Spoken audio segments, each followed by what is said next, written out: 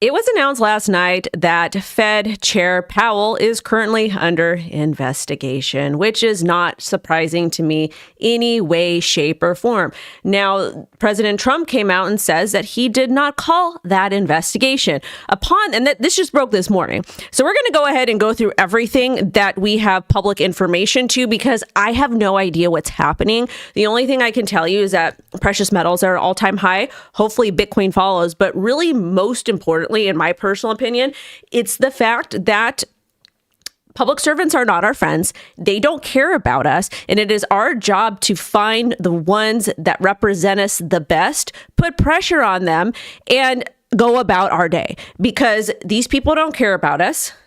The elites don't care about us.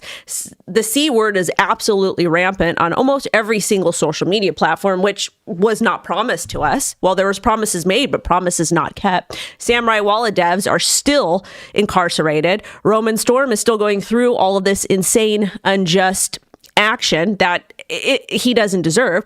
And the United States of America, we're just crumbling from within. Plus all of the geopolitical strife that we see, which I try to stick to U.S. stuff because I'm a U.S. citizen.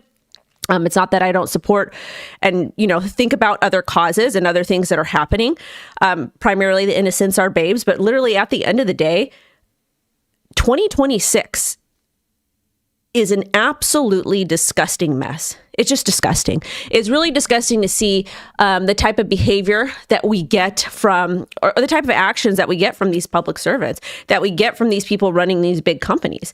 And just, I don't know, I'm incredibly disappointed, but I really shouldn't be incredibly disappointed because I've always advocated for thinking for yourself, using critical thinking, taking accountability for your own actions, but more importantly is understand that elites, that celebrities, that athletes, that politicians, that people in power, they don't care about you, not to worship them. Like, yeah, I have got different bands and different people I kind of think are cool. And, I've met different celebrities and whatever. I mean, I'm born and raised in LA. I've been running the streets out here since like 17 and a half.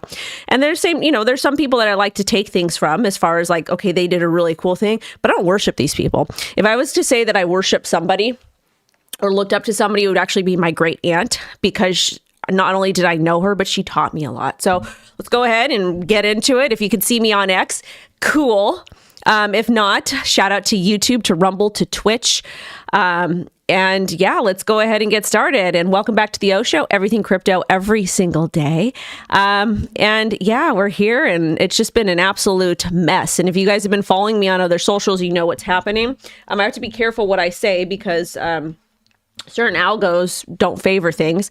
But good morning to our channel members. Shout out to Mike. Oh, I don't know what's going on YouTube today. I really, really don't, but whatever. Shout out to Mike, to Lawrence, to Mr. R. Lawrence got a lamp from the thrift store. Love to see it. Love to see it.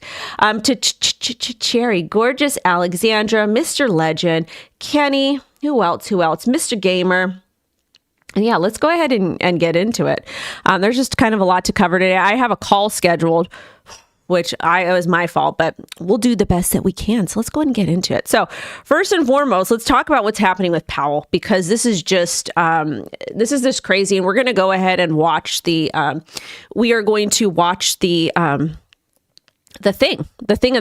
little post. We're actually going to watch it from my page, because we want to try to boost me as much as we can because of all the insanity that's happening. So let's go ahead and listen to this and hear what this guy's got to say. I like to put things at faster speed because these people speak too fast or they speak too slow, but let's get into it. On Friday, the Department of Justice served the Federal Reserve with grand jury subpoenas, threatening a criminal indictment related to my testimony before the Senate Banking Committee last June. That testimony concerned, in part, a multi-year project to renovate historic Federal Reserve office buildings.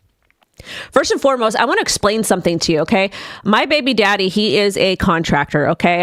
I've been very privy to how the construction industry works for probably 20 years, and the amount of money these people are spending on buildings is atrocious. It's literally money laundering. What they do, and then we'll come back to this, there's something called prevailing wage. So the government hires people, their friends, to do things for them, and then they get paid a whole lot more. 3 to 4 to 5 times more than a regular contractor would make. So these people get these, let's say, for example, it costs $100,000 to do work. The government contractors, they're getting paid $500,000 to do the same work. So first and foremost, there's a credible amount of fraud that takes place when we're talking about any type of government work, which is why I'm a big advocate for putting it all on chain, for putting every single piece of government spending on chain and make it public. These people do not deserve privacy when it is our taxpayer dollars. If they want privacy to go to their local Walmart or their Target and spend their money, that's fine. I agree with that, but they do not deserve privacy outside of that. If it's government money they are spending, they don't deserve privacy. Enough is enough. It really, really is. Because our schools, American schools, suck. Our roads suck. Services suck. And the wrong people are getting money. And I'm tired of it. I really, really am. And as American taxpayers, you should be too.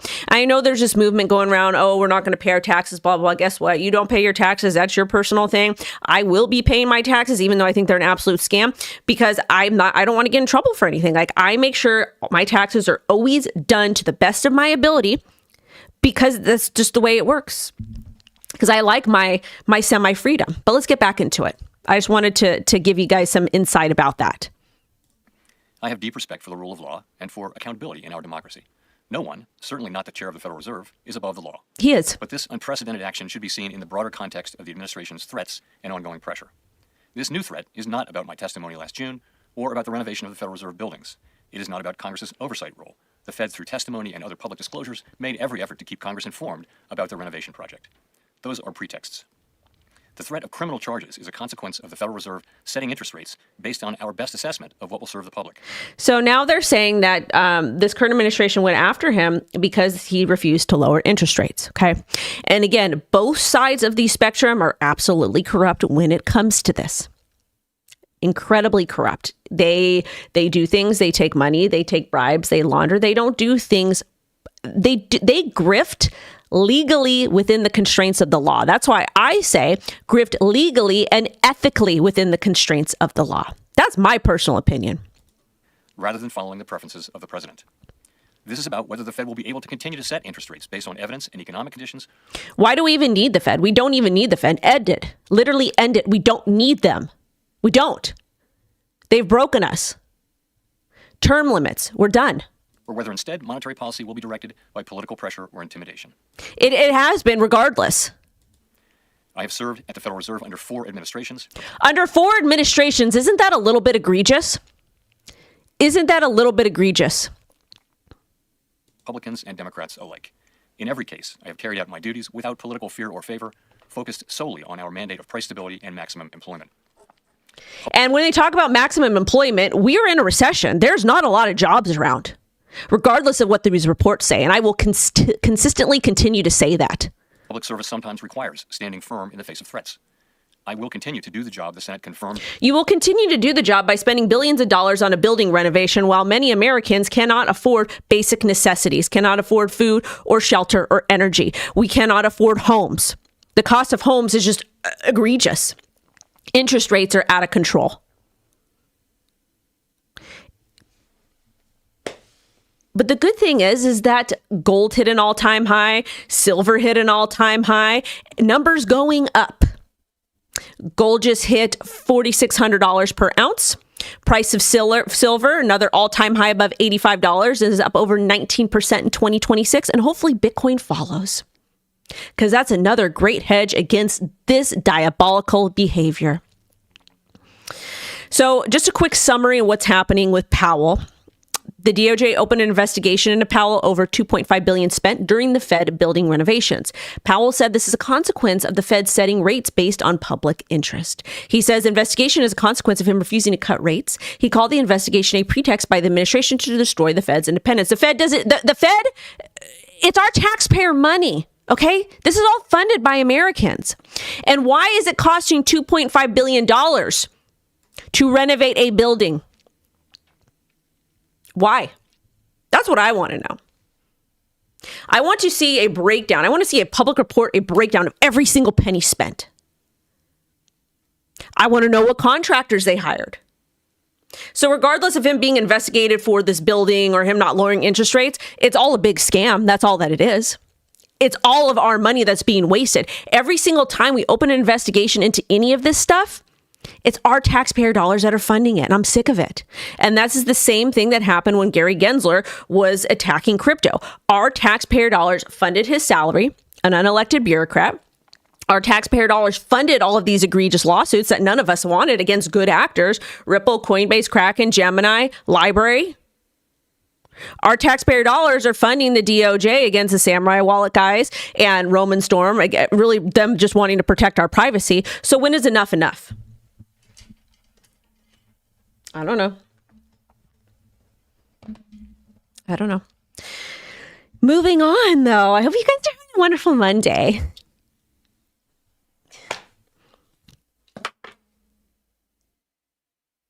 Oh, I got a really cute PR package from Binance. I have to open it. Me and Lo were going to do like a little unboxing. I think they sent me the book. And I got a new, let me show you guys my new little guy.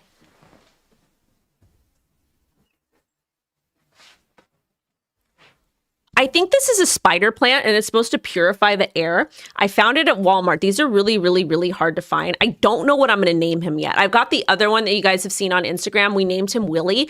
What should I name him?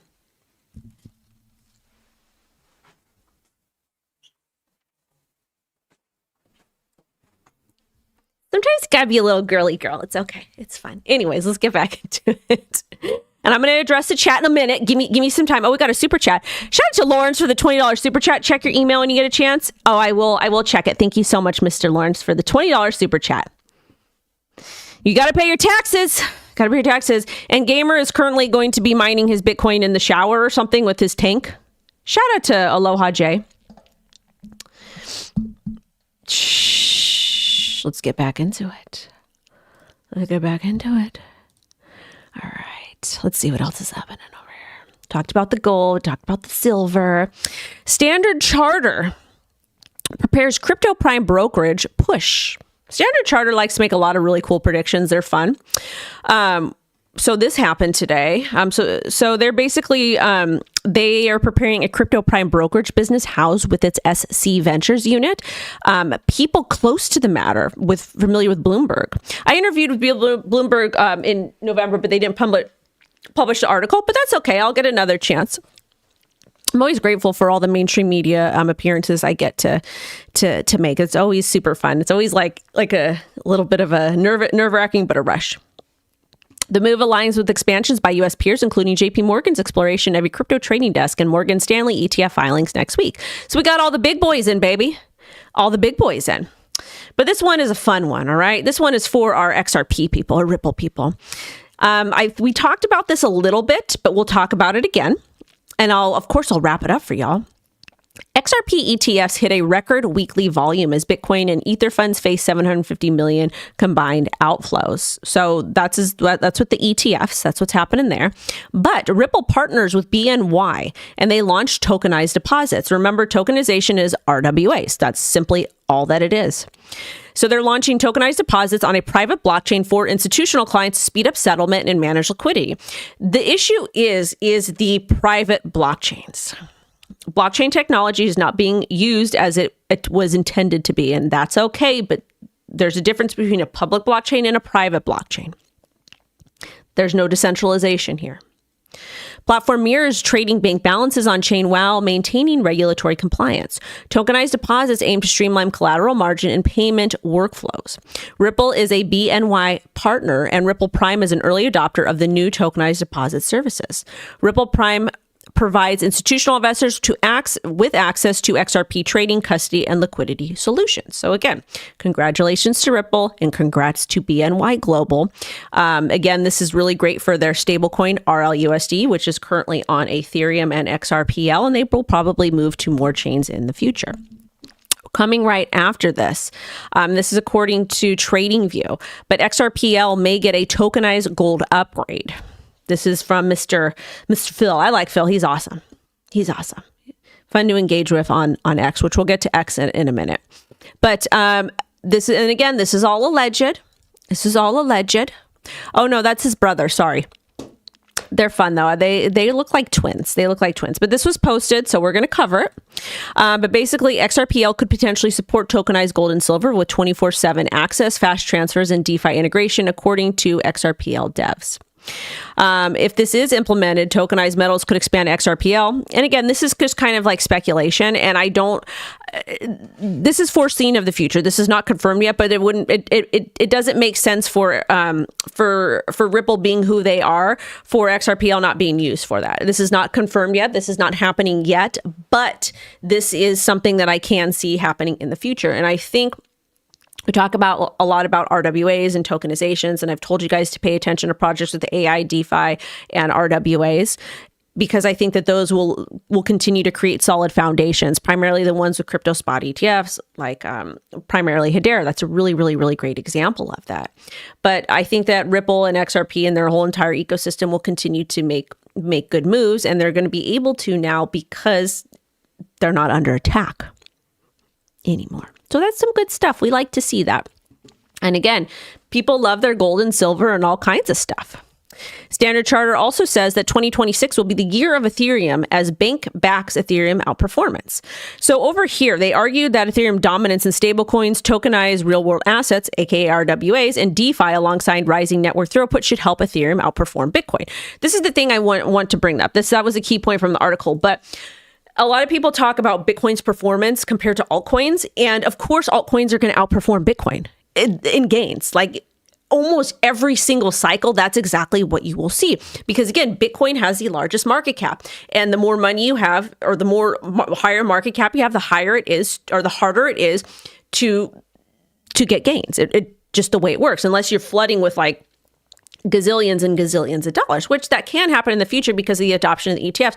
But moral of the story here is that a lot of these altcoins will outperform Bitcoin. Like we talked about that 4chan prediction, gentleman or person, I have no idea. But that said that Bitcoin will hit $190,000. Not my words, theirs. Bitcoin will hit $190,000. Ethereum $15,000, and I think Solana $1,000. And just really quickly, if we head over to the charts, which we always do on the show, let's go ahead and take a look at charts. Taking a look at altcoins right now, XMR, Privacy Coin. Privacy will have their own little sector, their own little narrative, primarily because the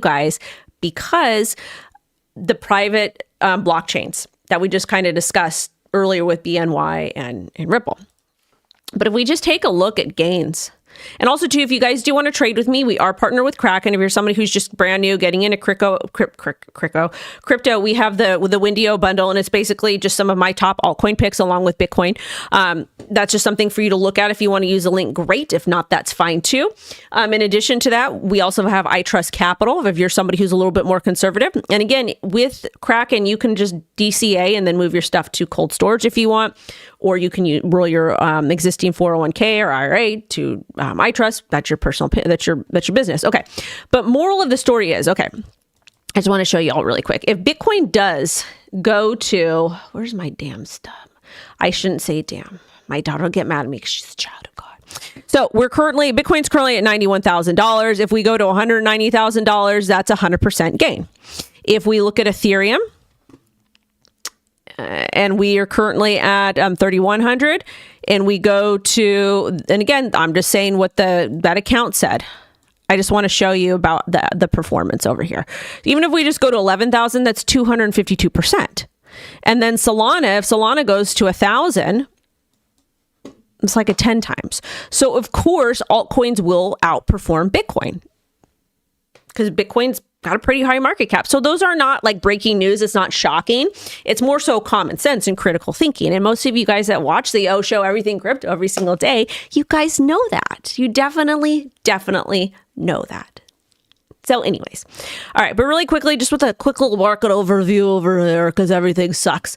I'm not going to go over a lot of altcoins right now, but I just want to remind you, as far as Bitcoin goes, we've been consolidating for 1, 2, 3, 4, 5, 6, 7, 8, 9 weeks between about $93,000 to $85,000 approximately. Okay. This is our Big Daddy Chad charts, a little bit easier to see. So right now we're not going to be really seeing, any type of crazy price action. I think that we will once we get closer to the market, the Clarity Act and all kinds of stuff, which I've got an update on that for you guys as well.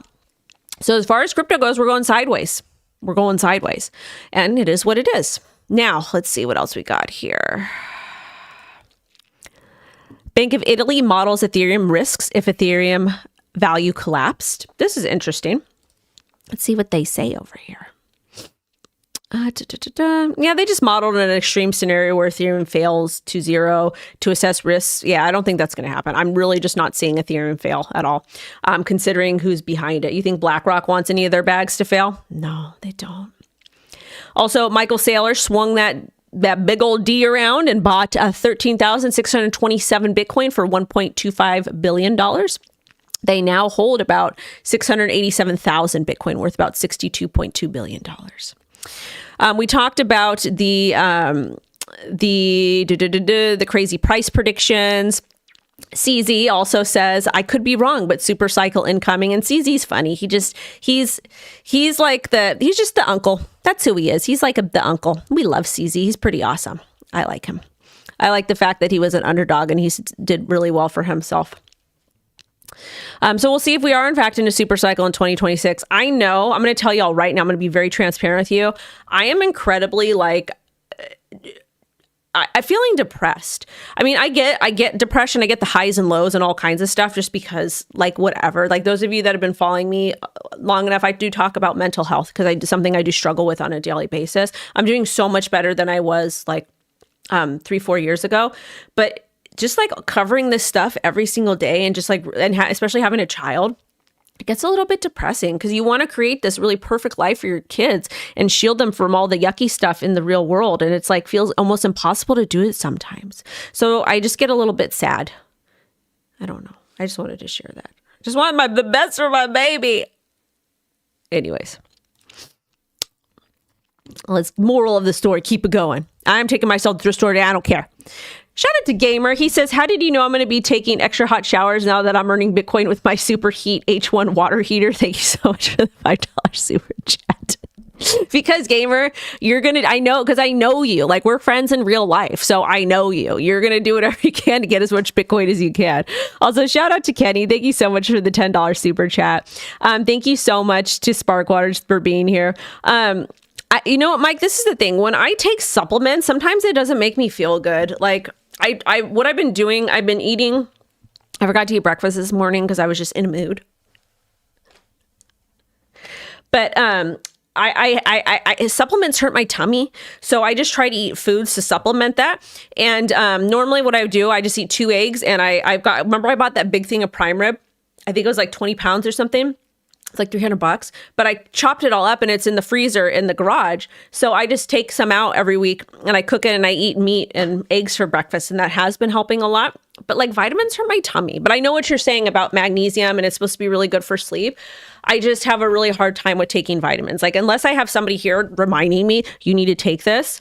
Because girls, sometimes we forget to eat or we forget to drink because we're so busy managing everybody and our mom. Yeah, that's what's happening. I don't know. Hot mess. Shout out to Sweet Aunt for the $5 super chat. I appreciate you. Cherry, it's not that I'm sad. It's not that I'm sad. I'm just I just want the best. I want to shield my daughter from all the crazy stuff happening.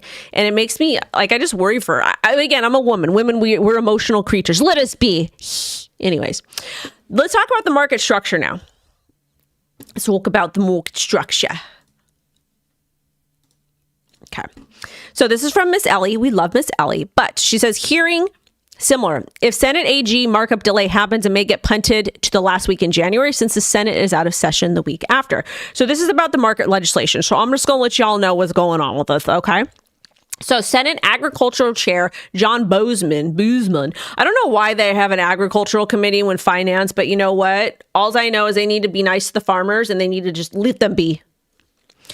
But he's considering delaying the January 15th vote on market structure legislation if bipartisan talks with senators show progress. He says that he will still hold a vote regardless of any bipartisan support. He says a delay could consolidate broader backing for the bill. The Senate Banking Committee is also set to mark up the bill on January 15th. A markup is a congressional committee session where lawmakers review, amend, and vote on text of bill before it moves to the full chamber. Also, investors for transparency. This all has to do with market structure. So we're just going to keep on cracking at all this stuff right now. This is stupid. This was an ad put on Fox. Tell your senators, pass crypto legislation without DeFi provisions. Blah, blah, blah, blah, blah. Let's see what this is. So basically, Investors for Transparency is running a primetime Fox News ad urging opposition to DeFi provisions in the market structure bill. DeFi does remain like a really controversial part of this entire thing, primarily because the people opposing it have no idea what it is, and the same people that are that are opposing it tend to forget that DeFi is literally the last frontier for retail. It doesn't matter your social background. It doesn't matter if you want to marry a damn piece of broccoli. You can participate with DeFi. If you want to identify as a pair of sunglasses, you can do that. It doesn't freaking matter. And you can operate in DeFi. And that's not a bad thing. That's a good thing. So the fact that they're like pushing this out, like opposing it, is stupid, number one. And number two, DeFi and having a level playing field is about the more you self-educate, the better you do. And don't you want people to practice self-education? Don't you want people to work really hard for something to have some sort of value? I don't know. I feel like that's kind of important, but I guess I'm wrong. So that's happening too. The Senate Banking Committee is expected to release its portion of the bill next week ahead of the markup, and this should clarify the status of DeFi languages in the bill. In addition to that, Paul Atkins doesn't want to even regulate DeFi, which I don't blame him. Charles H. I cannot pronounce his last name, and it has nothing to do with how I feel about him as a person. I just can't do it. I apologize. I got a speech impediment. Sorry. But he doubts Clarity Act timeline and says Trump crypto czar should quit. So he says the Clarity Act is unlikely to pass the quarter. He said David Hacks needs to resign if the bill fails to advance and criticized policy favoring big banks over innovation. He also warned delays could worsen if Democrats regain the House, closing the current window for reform. I like this take from him. I don't know if Sachs should resign, though, because I don't know if it's Sachs' really his fault. But again, they just like to waste our money. So this is a good take from Charles. I like him. This is an interesting story. Dubai bans privacy token use on exchanges, tightens stablecoin rules in crypto reset, and they are supposed to be the future of finance over there. So if they are banning privacy tokens, then that's not looking good for the U.S. The regulator banned privacy tokens in the Dubai International Financial Center. DIFC is a financial free zone that provides regulatory framework, legal system, and infrastructure for businesses to operate in the Middle East, Africa, and South Asia. The regulator cited AML and sanctions compliance risk. The rules also tighten stablecoin definitions, focusing on fiat-backed tokens with high-quality liquid reserve. I don't see an issue with that, but the privacy one is a big issue. Responsibility for approving crypto assets now shifts to firms and not the regulator. That was an interesting story. Really, really, really interesting story. Now let's get to some X news over here, because there's big controversy about it because they changed their algorithm. Also, too, shout out to Polymarket for reposting this and reminding me. But allegedly, X's algorithm will be made open source this week, allowing full transparency into what you're seeing, or to why you're seeing posts such as this. I think, is there somewhere where we can? I want to see. Can we see? This is what I want to know. And then this is the post from Elon Musk. I'm going to circle back to Polymarket, okay? He says, we'll make the new X algo, including all code used to determine what is organic and advertising posts, blah, blah, blah, blah. It will be repeated every 4 weeks. And then this was the post that came out that everybody was in an uproar about, which we already discussed. I'm streaming on X, so I'm going to be incredibly careful what I say. But one of the things I wonder if there's a poll on Polymarket right now to where we can like pick what type of algorithm we're going to see. Because in my personal opinion, I feel like they're going to change the algorithm again, because they do like weekly algorithm changes, which is a little bit egregious. Like it seems a little much. But I feel like Polymarket, you could probably pick if they're going to, like, what type of algorithm they're going to release. There's, a lot of interesting stuff happened, but Polymarket's a great prediction tool you guys can use for different things. And one of the reasons why I do like Polymarket is because, like, it gives you a more okay, this is the thing. Blockchain technology is really, really dope. But at the same time, some people can't necessarily read it as easily because it's complex, it's tech. But with Polymarket, you can actually just literally go on and see what the general public is thinking about different stuff. So shout out to Polymarket. I like them in that aspect. But we'll see what type of algorithm we get. But this was a good upgrade that was made to X. I like it. So they're basically launching smart cash tags for accurate asset tracking and live pricing. This was a really, really, really cool feature that they have. And it's going to look like this. Let me pull it up over here. This is what it'll look like. Over here. This is it like if you tweet something, it'll automatically populate what the price is and all kinds of stuff. So this is really cool for financial markets. And then you'll be able to do different things within the X app, which I think is super, super cool. Me personally, I will not use it. I like to keep things off. Like I feel like that would be like really bad OPSEC. And remember, Instagram got since we're on the topic of OPSEC, Instagram had a huge data lake. 17.5 million people were compromised. In addition to that, I know a couple people that they got their Facebook accounts completely deleted because of that. So hopefully they get that fixed. Did you guys get your Facebook's accounts deleted, or any of those emails saying that stuff was compromised? Let me know if you did. Shout out to Cherry for the $10 super chat. I appreciate it. I greatly, greatly appreciate it. And who else is in the chat? We got Alexandra. Gorgeous Alexandra. But yeah. Let's see. All right, what's out in the docket over here? Oh, these are the pictures from me and Lo's little photo shoot. I'll post them on Instagram, but she loves to jump off things and I let her do it. All right, really quickly. But yeah, we'll see. And there's got to be some sort of poll on Polymarket to see if they're actually going to do it or not. Trump says credit card firms violate law if rates not capped. I've got more for you today at 2 p.m. PT. It's incredibly important. You guys need to watch it. And some key things you need to know that are happening this week. Markets react to Trump's call for 10% credit card rate cap. December CPI inflation data is tomorrow. October new home sales data tomorrow. November PPI inflation data Wednesday. U.S. Supreme Court tariff ruling expected Wednesday. January Philly Fed manufacturing Thursday. And I do think it will be a volatile week. I think the thing that will make this the most volatile is the Powell news. Is really, really the Powell news. So with that being said, you guys, I'm going to go. Sending y'all love and light, and I will see you 2 p.m. PT and then 6 p.m. PT. And remember, like this video, drop me a comment, subscribe, and follow me on all social media platforms. Bye, babies.